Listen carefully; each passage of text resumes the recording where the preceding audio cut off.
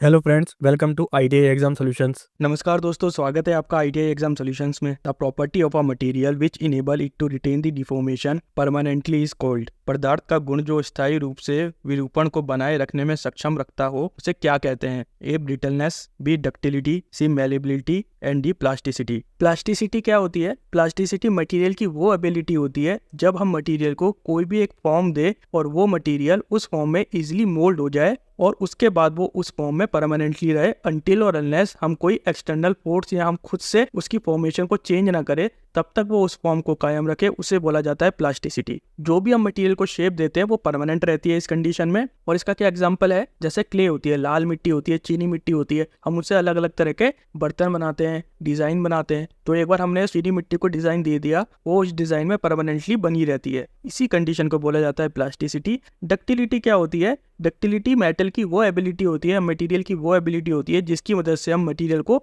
Thin wire में convert कर सकें। जैसे कि कॉपर होता है, कॉपर को हम थिन शीट में या थिन वायर में कन्वर्ट कर सकते हैं। मेलेबिलिटी क्या होता है? मेलेबिलिटी में हम क्या करते हैं? मटेरियल को हैमर करते हैं और उसको थिन शीट में कन्वर्ट करते हैं। डक्टिलिटी में हम थिन वायर में कन्वर्ट कर रहे थे, मेलेबिलिटी में हम थिन शीट में कन्वर्ट कर रहे हैं। गोल्ड को हम थिन शीट में कन्वर्ट कर देते हैं, बरक बनाते हैं हम, चांदी के बरक होते हैं, सोने के बरक होते हैं। वो क्या है? वो कौन सा प्रोसेस है? वो मेलेबिलिटी का प्रोसेस है। ब्रिटलनेस क्या होती है? ब्रिटलनेस वो कंडीशन होती है किसी मटेरियल की जो इजीली ब्रेक डाउन हो जाती है। अगर हम ग्लास पे हल्का सा भी जोर लगाते हैं तो इजीली ब्रेक डाउन हो जाता है। इस कंडीशन को बोला जाता है ब्रिटलनेस। सो इसका राइट आंसर होगा option number D, plasticity. Question number 22 है, which of the following is an artificial abrasive. निम्नलिखित में से कौन सा एक कृत्रिम अपघर्षी है? A emery, B diamond, C corundum and D silicon carbide. Silicon carbide एक मैन मेड एब्रेसिव मटेरियल है। दो तरह के मटेरियल होते हैं, एक होता है natural material and second one is man made. तो सिलिकॉन कार्बाइड किसका एग्जांपल है? ये मैन मेड एब्रेसिव मटेरियल का एग्जांपल है। और इसको बनाया कैसे जाता है?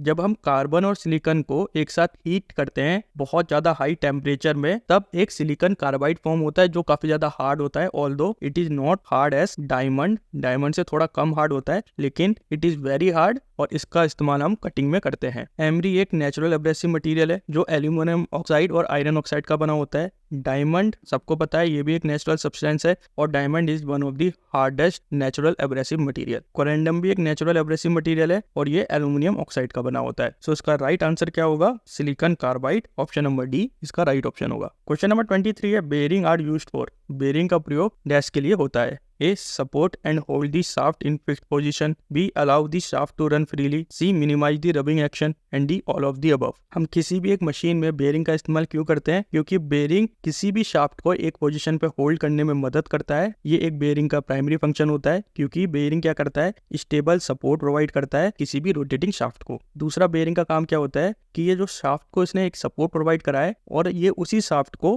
फ्रीली रन करने में भी मदद करता है। क्योंकि बेरिंग क्या करता है? बेरिंग फ्रिक्शन कम करता है और जितना कम फ्रिक्शन होगा उतना ही अच्छी तरीके से शाफ्ट रोटेट कर सकता है। And third one is minimizing rubbing action. Rubbing action भी बेसिकली क्या है? फ्रिक्शन है। क्योंकि शाफ्ट के अंदर हम क्या लगाते हैं? रोलिंग एलिमेंट लगाते हैं, जैसे कि बॉल्स लगाते हैं, रोलर्स लगाते हैं। सबने देखा भी होगा शाफ्ट के अंदर छोटी छोटी बेरिंग्स होती हैं, उन्हीं को बोला जाता है रोलिंग एलिमेंट, जिसकी वजह से ओवरऑल फ्रिक्शन कम हो जाता है और मेटल का डायरेक्ट कॉन्टैक्ट भी नहीं होता है, तो मेटल में फिर कोई हीट भी जनरेट नहीं होती है। सो इसका राइट आंसर होगा option number D, all of the above. Question number 24 है, dead weight pressure gauge tester is based on the principle of. वाहन भार दबाव मापने का यंत्र परीक्षक कौन से सिद्धांतों पर आधारित होता है? A Pascal law, B Dalton law, C Newton law of velocity and D Avogadro hypothesis. Dead weight pressure gauge tester का ऑपरेशन पास्कल लॉ के प्रिंसिपल पे बेस्ड होता है। तो पास्कल लॉ का प्रिंसिपल क्या बताता है? कोई एक सिलेंडर है जिसके अंदर फ्यूल भरा हुआ है और उसमें एक जो पिस्टन है उसमें अगर हम कोई वेट अप्लाई करते हैं तो प्रेशर एक क्रिएट होता है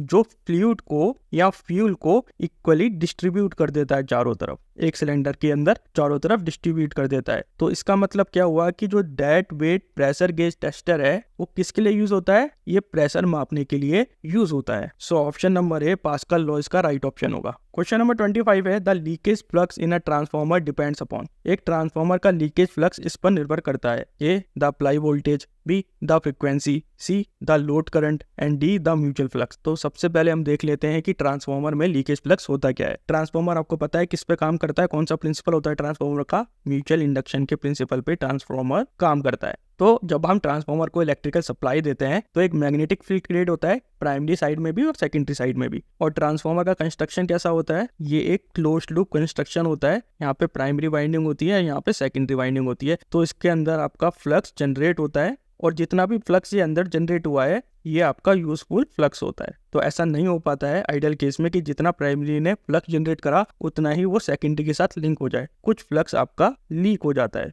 इसी को बोला जाता है लीकेज फ्लक्स। तो जो भी लीकेज फ्लक्स होता है वो अपने नेचुरल पाथ पे फ्लो नहीं करेगा, वो अपने पाथ से भटक जाएगा, इसी को बोला जाता है लीकेज फ्लक्स। अब लीकेज फ्लक्स किस पे डिपेंड करता है, लीकेज फ्लक्स आपका बेसिकली सबसे ज्यादा लोड करंट पे डिपेंड करता है। तो जैसे जैसे लोड करंट इंक्रीज होगा वैसे वैसे ज्यादा मैग्नेटिक फील्ड जनरेट होगा और वैसे वैसे लीकेज फ्लक्स भी ज्यादा जनरेट होगा। और लीकेज फ्लक्स का ट्रांसफार्मर में क्या क्या नुकसान हो सकता है, सबसे इंपॉर्टेंट नुकसान क्या होता है लीकेज फ्लक्स का, कि वो ट्रांसफार्मर की एफिशिएंसी को काफी ज्यादा प्रभावित करता है, उसे ट्रांसफार्मर की एफिशिएंसी काफी ज्यादा कम हो जाती है। सो इसका राइट आंसर होगा ऑप्शन नंबर सी, लोड करंट। क्वेश्चन नंबर 26 है, the flux commonly used in brazing. Brazen में सामान्य तौर पर प्रयोग होने वाला फ्लक्स कौन सा है, A zinc chloride, B ammonium chloride, C rosin plus alcohol and D borax. Brazing में जो हम फ्लक्स यूज करते हैं उसका नाम है बोरेक्स। ब्रेजिंग क्या है, एक मेटल ज्वाइनिंग प्रोसेस होती है जिसमें हम दो या दो से अधिक मेटल को आपस में ज्वाइन करते हैं। अब यहाँ पे इंपॉर्टेंट पॉइंट क्या आता है, जो फिलर मेटल होता है उसका मेल्टिंग पॉइंट लो होता है, विच मीन्स फिलर मेटल आपका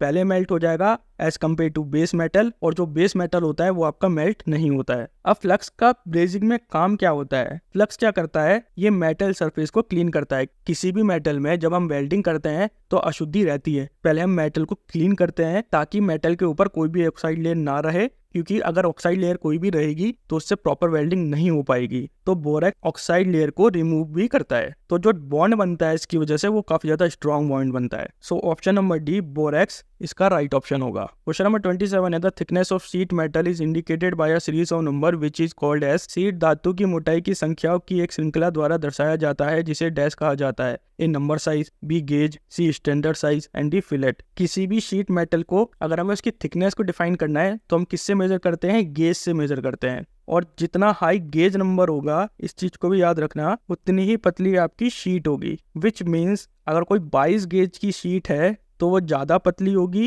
एज कम्पेयर टू 18 गेज की शीट के, ये थिक होगी। तो क्वेश्चन कुछ इस तरीके से भी आ सकता है। So option number B gauge इसका राइट ऑप्शन होगा। क्वेश्चन नंबर 28 है, the cavitation in hydraulic machine is mainly due to. Hydraulic machine में कैविटेशन मुख्य रूप से डैश के कारण होती है, A low velocity, B high velocity, C low pressure and D high pressure. तो सबसे पहले हम ये देख लेते हैं कि कैविटेशन होती क्या है। कैविटेशन किस में होती है, सबसे पहला पॉइंट, कैविटेशन किसी भी लिक्विड में होती है जब आपका नॉर्मल प्रेशर होता है वो वेपर प्रेशर से कम हो जाए, उस केस में कैविटेशन होती है। यानी कि कैविटेशन लो प्रेशर एरिया में होती है, और जब प्रेशर लो होता है तो लिक्विड के अंदर बबल्स बनते हैं जिन्हें बोला जाता है कैविटी। और जब प्रेशर नॉर्मल होता है तो ये बबल्स क्या हो जाते हैं, फट जाते हैं या कोलैप्स हो जाते हैं, जिसकी वजह से जो भी आपका सराउंडिंग मटेरियल है वो डैमेज हो जाता है। तो कैविटेशन का काफी ज्यादा नुकसान होता है। अब कैविटेशन हाइड्रोलिक मशीन को कैसे अफेक्ट करती है इसको भी देख लेते हैं। जब हाइड्रोलिक मशीन वर्क करती है तो जो हाइड्रोलिक मशीन के अंदर फ्लूइड होता है उसकी वेलोसिटी काफी ज्यादा हाई होती है, जिसकी वजह से कुछ एरिया का जो प्रेशर होता है वो कम हो जाता है। और जब प्रेशर कम होगा तो क्या बनेगा, कैविटेशन होगा, और कैविटेशन जब होगा तो फ्लूइड के अंदर बनेंगे बुलबुले। और जब मशीन का प्रेशर हाई हो जाता है या नॉर्मल प्रेशर हो जाता है तो वो बुलबुले ब्लास्ट हो जाते हैं, जिसकी वजह से क्या होता है, इम्पेलर पे या अदर जो कंपोनेंट होते हैं मशीन के वो over the period of time खराब होने लग जाते हैं। तो कैविटेशन की वजह से क्या होता है, एक तो आपका मटेरियल डैमेज होता है, दूसरा आपका जो मटेरियल है वो उखड़ने लगता है या उसमें धीरे धीरे गड्ढे बनने लग जाते हैं, तीसरा आपकी जो मशीन है वो काफी ज्यादा फिर वाइब्रेट करने लग जाती है। तो ये कुछ इफेक्ट होते हैं कैविटेशन के। सो इसका राइट आंसर होगा option number C, low pressure. Question number 29 है, the sequence order of event in 4 stroke engine is. 4 stroke engine में इवेंट्स का अनुक्रम क्या होता है, A suction exhaust power compression, B suction power compression exhaust, C suction compression power exhaust and D exhaust compression power suction. तो 4 stroke engine का जो correct order होता है वो क्या होता है, पहले होता है सक्शन, फिर होता है कंप्रेशन, देन पावर और लास्ट में एग्जॉस्ट। तो जब सक्शन होता है तो पिस्टन डाउनवर्ड मूव करता है, जिसकी वजह से सिलेंडर के अंदर वैक्यूम जनरेट होता है, और जब वैक्यूम जनरेट होता है तो एयर और फ्यूल का मिक्सचर सिलेंडर के अंदर आता है। कंप्रेशन के केस में क्या होता है, पिस्टन ऊपर की तरफ मूव करता है और जो एयर और फ्यूल का मिक्सचर नीचे आया था वो कंप्रेस होता है, और जब ये फ्यूल और एयर का मिक्सचर कंप्रेस होता है तो टेम्परेचर इंक्रीज होता है। देन पावर, स्पार्क प्लग की मदद से जो कंप्रेस एयर और फ्यूल का मिक्सचर है उसको हम इग्निशिएट करते हैं या आग लगाते हैं, और जब मिक्सचर में आग लगती है तो वो एकदम से मिक्सचर एक्सपेंड हो जाता है, जिसकी वजह से दोबारा पिस्टन आपका डाउनवर्ड की तरफ आता है। और जब पिस्टन डाउनवर्ड आता है तो क्रैंकशाफ्ट रोटेट करने लग जाता है या मूव करने लग जाता है, जिसकी वजह से मैकेनिकल एनर्जी प्रोड्यूस होती है, और ये प्रोसेस कंटिन्यूसली रिपीट होता है। उसके बाद दोबारा पिस्टन ऊपर की तरफ जाता है, और जो भी आपकी बर्न गैस है, जो आपका बर्न फ्यूल है, वो एग्जॉस्ट पाइप के थ्रू या एग्जॉस्ट वाल्व के थ्रू बाहर की तरफ निकल जाता है। सो इसका राइट सीक्वेंस क्या होगा? Option number C, suction, compression, power और एग्जॉस्ट। क्वेश्चन नंबर 30 है, density of water is maximum at. जल का घनत्व अधिकतम डैश पर होता है। A 0 degree Celsius, B 0 degree Kelvin, C 4 degree Celsius and D 100 degree Celsius. Water की मैक्सिमम डेंसिटी होती है 4 डिग्री सेल्सियस पे। अब वाटर के अंदर हाइड्रोजन्स होते हैं जो हाइड्रोजन बॉन्ड फॉर्म करते हैं। जब टेम्परेचर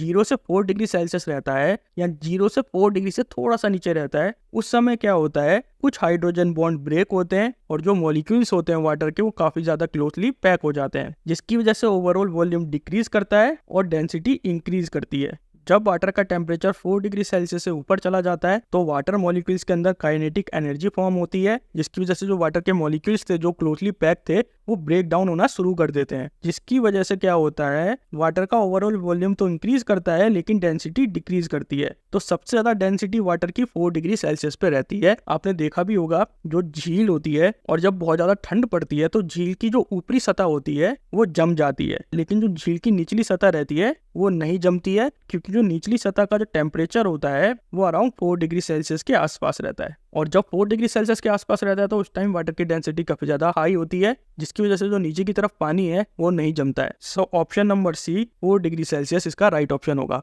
क्वेश्चन नंबर 31 है, how many calories of heat will be developed in a 200 watt electric bulb in 5 minute. 210 volt की विद्युत बल्ब में 5 मिनट में कितनी कैलोरी ऊष्मा उत्पन्न होगी? A 15,000, B 1050, C 6300 and D 80,000। Question में हमें बल्ब की पावर कितनी दे रखी है? वो दे रखी है 210 वॉट, और यहाँ पे टाइम कितना दे रखा है? 5 मिनट दे रखा है। 5 मिनट को हम कन्वर्ट करेंगे सेकंड में, तो 5 × 60 which is equals to 300 second. उसके बाद जो एनर्जी कंज्यूम्ड होती है और उसको हमें जूल में निकालना है, तो उसका फॉर्मूला क्या होता है? Power into time. तो पावर है हमारे पास 210 और टाइम है 300 second, which is equals to 63,000 joule. अब एक कैलोरी में होता है 4.2 जूल, तो टोटल एनर्जी कंज्यूम कितनी हो जाएगी? टोटल एनर्जी कंज्यूम्ड वो आपकी हो जाएगी 63,000 अपॉन में 4.2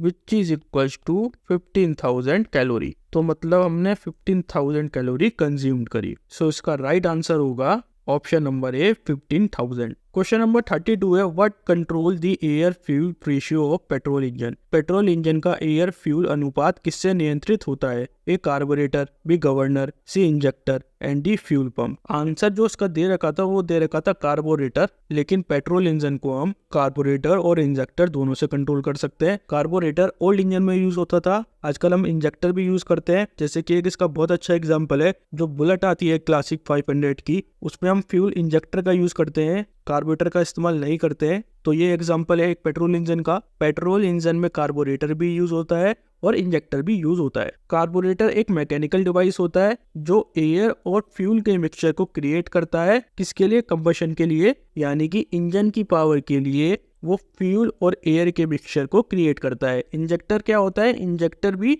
सेम काम करता है, लेकिन इंजेक्टर एक इलेक्ट्रॉनिक कंट्रोल डिवाइस होता है। ये बहुत ज्यादा प्रिसाइसली फ्यूल के मिक्सचर को क्रिएट कर सकता है। कार्बोरेटर सिंपल होते हैं, चीपर होते हैं और इनको रिपेयर करना भी इजी होता है, बट इनका response as compare to fuel injector कम होता है। और कार्बोरेटर में एक इशू आता है कोल्ड स्टार्ट इशू, जहाँ पे ज़्यादा ठंडी होती है और वहाँ पे हम अगर कार्बोरेटर का इस्तेमाल कर रहे हैं तो उस गाड़ी को स्टार्ट करना थोड़ा डिफिकल्ट होता है। और कार्बोरेटर के थ्रू हाइयर एमिशन गैसेस भी जनरेट होती है। तो ये कुछ कार्बोरेटर के डिसएडवांटेज होते हैं। वहीं फ्यूल इंजेक्टर क्या है? ये बेटर परफॉर्मेंस देता है, इसकी एफिशिएंसी अच्छी होती है, इसका थ्रोटल रिस्पॉन्स अच्छा होता है, बट ये काफी ज्यादा एक्सपेंसिव होते हैं और इनका स्ट्रक्चर भी कॉम्प्लेक्स होता है। कार्बोरेटर सिंपल टू यूज होते हैं, कोई भी पर्सन इसको इजीली यूज कर सकता है, लेकिन फ्यूल इंजेक्टर पूरा एक इलेक्ट्रॉनिक डिवाइस होता है और इसमें काफी ज्यादा प्रिसाइज कंट्रोल की जरूरत पड़ती है। जैसे कि हमने पहले बताया था कि फ्यूल इंजेक्टर में जो एयर फ्यूल का मिक्सचर होता है वो काफी ज्यादा प्रिसाइज होता है, जिससे जो इंजन का परफॉर्मेंस होता है ओवरऑल वो बेटर निकल के आता है। फ्यूल इंजेक्टर का जो एमिशन होता है वो काफी ज्यादा कम हार्मफुल होता है एज कम्पेयर टू कार्बोरेटर। तो ये कुछ डिफरेंस थे फ्यूल इंजेक्टर और कार्बोरेटर के।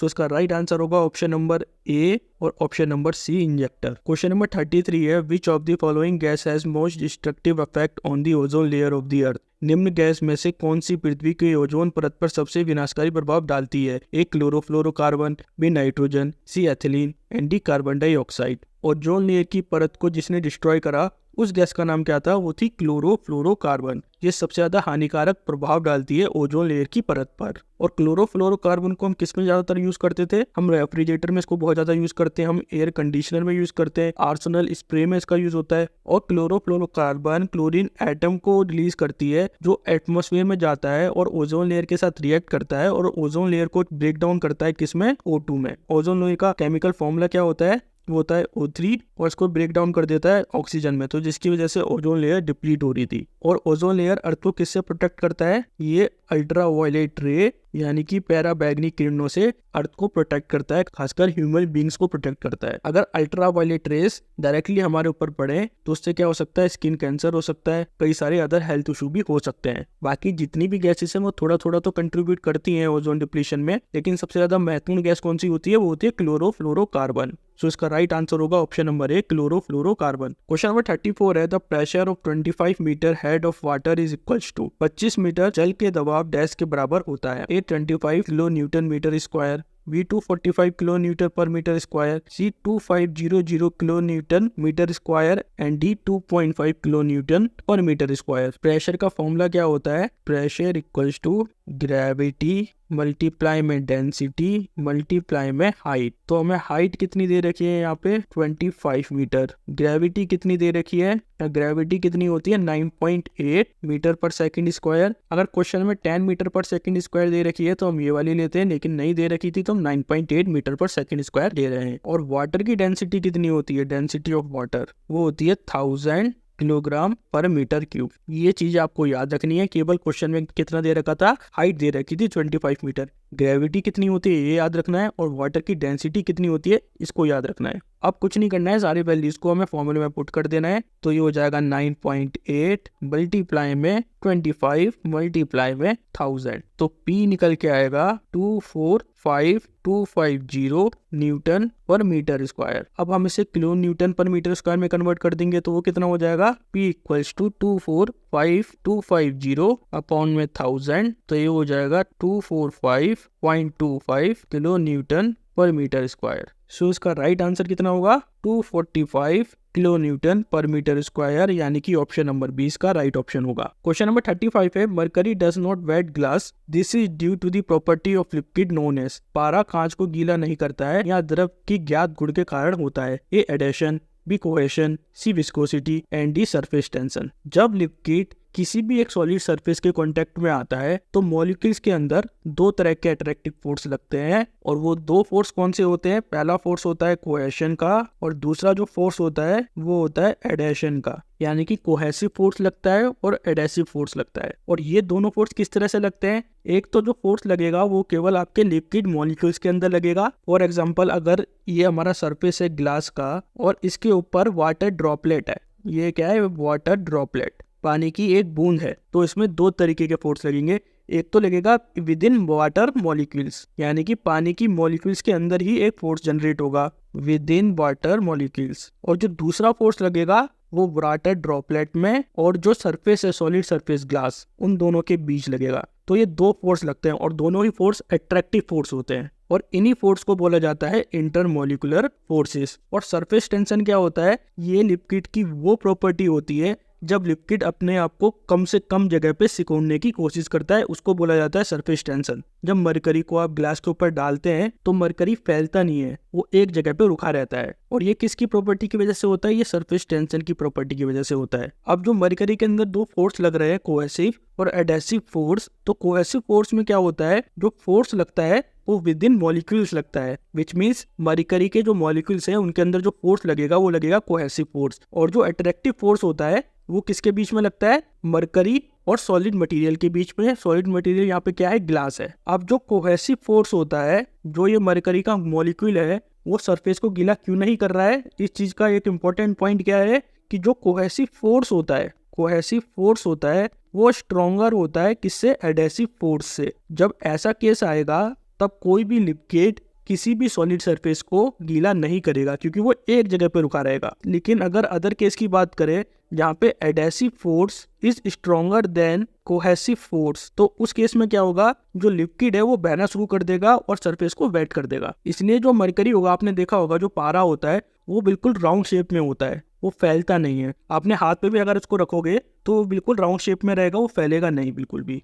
सो इसका राइट आंसर होगा option number D, surface tension. Surface tension के अंदर दोनों फोर्स आते हैं, एडेसिव फोर्स भी आता है और कोहेसिव फोर्स भी आता है। क्वेश्चन नंबर 36 है, instrument which measure electrical energies. विद्युत ऊर्जा को नापने वाला उपकरण कौन सा है? A switch, B watt hour meter, C volt meter and D plug. Watt hour meter, जिसे एनर्जी मीटर भी बोला जाता है, वो क्या करता है? विद्युत ऊर्जा को नापता है। तो हम जितनी भी पावर कंज्यूम कर रहे हैं एक पर्टिकुलर टाइम में, तो वाट आवर मीटर उस हर एक वैल्यू को रजिस्टर करता है और हमें शो करता है। वोल्ट मीटर केवल वोल्टेज को नापता है और स्विच और प्लग का इस्तेमाल केवल इलेक्ट्रिकल अप्लायंसेस में करते हैं। और एक और इम्पोर्टेंट पॉइंट है, जो वाट आवर मीटर की रिकॉर्डिंग होती है वो कम्युलेटिव होती है। Cumulative recording in the sense, मान के चलिए 12 बजे हमने 2 वाट एनर्जी कंज्यूम करी और अगर यहाँ पे 1 बजे की बात करें तो ये 3 वॉट हो गई। यानी कि आपने 1 बजे 3 वॉट एनर्जी कंज्यूम नहीं करी है, आपने 12 से 1 के बीच में 3-2 1 वॉट एनर्जी कंज्यूम की है। तो जितने वॉटेज है वो धीरे धीरे ऐड होते रहते हैं, तो इसी को बोला जाता है कम्युलेटिव रीडिंग। सो इसका राइट आंसर होगा option number B, watt hour meter. Question number 37 है, admittance is the reciprocal of. Admittance किसका रेसिप्रोकल होता है? A inductive reactance, B capacitive reactance, C resistance and D impedance. Admittance impedance का reciprocal होता है। जैसे DC circuit में resistance होता है वैसे ही एसी सर्किट में इम्पीडेंस होता है। रेजिस्टेंस क्या दर्शाता है कि इलेक्ट्रिकल करंट को कितना ओपोजिशन मिला, सेम इम्पीडेंस भी यही दर्शाता है कि इलेक्ट्रिकल करंट को कितना ओपोजिशन मिला। बट ये किस केस में दर्शाता है? ये एसी के केस में दर्शाता है, क्योंकि डीसी के केस में ना ही इंडक्टेंस होता है ना ही कैपेसिटेंस होता है। ये दोनों चीजें नदारत रहती है डीसी के केस में, लेकिन एसी के केस में आपका इंडक्टेंस भी होता है और कैपेसिटेंस भी होता है। तो इसी वजह से इसका जो ओवरऑल निकल के आता है वो निकल के आता है इम्पीडेंस। अब डीसी सर्किट में रेजिस्टेंस का उल्टा क्या होता है? कंडक्टेंस होता है ना। लेकिन एसी सर्किट में क्या होता है? इम्पीडेंस का अपोजिट होता है एडमिटेंस। कंडक्टेंस क्या बताता है? कि इलेक्ट्रिकल करंट कितनी इजीली पास हो गया। तो एडमिटेंस भी यही बताता है कि इलेक्ट्रिकल करंट कितनी इजीली पास हो गया किसी भी एक सर्किट से। सो इसका राइट आंसर होगा option number D, impedance. Question number 38 है, rotational losses in electrical machine consist of. विद्युत मशीन में घूर्णी हानियां डैश से मिलकर बनती है। A friction and windage losses, B stator core friction and windage losses, C rotor core friction and windage losses, D stray load losses and friction and windage losses. जो rotational loss होते हैं किसी भी electrical machine में वो 3 चीजों से मिलकर बनते हैं। पहला है रोटर कोर लॉस, जब रोटर रोटेट करती है तो मैग्नेटिक फील्ड जनरेट होता है जिसकी वजह से एडी करंट लॉसेस जनरेट होते हैं और हिस्टैरिसीस लॉस भी जनरेट होते हैं। दूसरा आपका फ्रिक्शन लॉस होता है। फ्रिक्शन लॉस आपके मैकेनिकल लॉसेस होते हैं जो आपके बेयरिंग में मिलते हैं और किसी भी मोटर के मूविंग पार्ट में ये देखने को मिलते हैं। लास्ट है विंडेज लॉसेस, जब रोटर में मोशन होता है तो एयर रेजिस्टेंस जनरेट होता है जिसकी वजह से काफी ज्यादा एनर्जी लॉसेस भी होते हैं। तो ये तीनों चीजें इलेक्ट्रिकल मशीन में रोटेशनल लॉसेस होती हैं जिसकी वजह से मशीन की ओवरऑल एफिशिएंसी घट जाती है। सो इसका राइट आंसर होगा rotor losses, friction losses and windage losses. Friction की जगह वो मैकेनिकल लॉसेस भी यहाँ पे लिख सकता था, तो उस केस में भी इसका आंसर ऑप्शन सी ही होता। सो ऑप्शन नंबर सी इसका राइट ऑप्शन होगा। क्वेश्चन नंबर 39 है, to measure the electrical current of a simple circuit and ammeter is connected to. एक साधारण सर्किट की विद्युत धारा को मापने के लिए एक एमीटर को डैश से जोड़ा जाता है। A in parallel to the battery, B in series to the battery, C in parallel to the volt meter and D in parallel to the register. अगर हमें इलेक्ट्रिकल करंट को नापना है तो हमें एमीटर को सीरीज में कनेक्ट करना होगा, क्योंकि ये जो करंट होता है वो सीरीज में सेम रहता है। तो यहाँ पे हम क्या कर सकते हैं? तो यहाँ पे हमें एक एमीटर का इस्तेमाल कर सकते हैं और करंट को मेजर कर सकते हैं। अगर हमें एमीटर की रेंज बढ़ानी होती है, क्वेश्चन में अगर ये भी पूछा गया कि अगर हमें एमीटर की रेंज बढ़ानी है तब हमें क्या करना चाहिए, तब हम रेजिस्टेंस को पैरेलल में लगाते हैं। ठीक है, कनेक्ट एमीटर को सीरीज में करते हैं, लेकिन अगर हमें केवल और केवल एमीटर की रेंज बढ़ानी होती है तब हम एमीटर में रेजिस्टेंस को पैरेलल लगाते हैं और जो वैल्यू होती है रजिस्टर की वो लो वैल्यू होती है। ठीक है, अगर वही हम बात करें वोल्ट मीटर में, तो वोल्ट मीटर में अगर हमें वोल्टेज मेजर करनी है तो वोल्ट मीटर को लगाया जाता है पैरेलल में। अगर हम वोल्ट मीटर की रेंज को बढ़ाना चाहते हैं तो इसमें रेजिस्टेंस लगता है सीरीज में। तो ये कुछ इंपॉर्टेंट पॉइंट है इसके। सो इसका राइट आंसर क्या होगा? Option number B, in series with battery. Question number 40 है, if conductance equals to siemens. यदि कंडक्टेंस साइमन्स है तो अभी हमने डिस्कस करा था कि कंडक्टेंस क्या बताता है कि कितनी इजीली इलेक्ट्रिकल करंट फ्लो कर सकता है किसी भी एक सर्किट में। और कंडक्टेंस की जो यूनिट होती है वो होती है साइमन। और कंडक्टेंस का अपोजिट क्या होता है, वो होता है रेजिस्टेंस। और रेजिस्टेंस की यूनिट क्या होती है, वो होती है ओम। और कंडक्टेंस की एक और यूनिट होती है जिसे मो भी बोला जाता है, MHO। ठीक है, साइमन और मो किसकी यूनिट है, कंडक्टेंस की यूनिट है। तो ऑप्शंस हम इसका देख लेते हैं। रेजिस्टेंस की यूनिट ओम होती है, बिल्कुल सही है। कैपेसिटेंस की यूनिट क्या होती है, कैपेसिटेंस की यूनिट होती है फैराड। इंडक्टेंस की यूनिट होती है हेनरी। ठीक है, तो ये सारी चीजें गलत है। और लाइट फ्लक्स की यूनिट होती है ल्यूमन। तो इसमें किसकी यूनिट सही दे रखी है, केवल रेजिस्टेंस की यूनिट सही दे रखी है। सो ऑप्शन नंबर ए इसका राइट ऑप्शन होगा। दोस्तों अगर आपको ये वीडियो पसंद आए तो प्लीज इस वीडियो को लाइक कीजिए, हमारे चैनल को सब्सक्राइब कीजिए एंड थैंक्स फॉर वॉचिंग।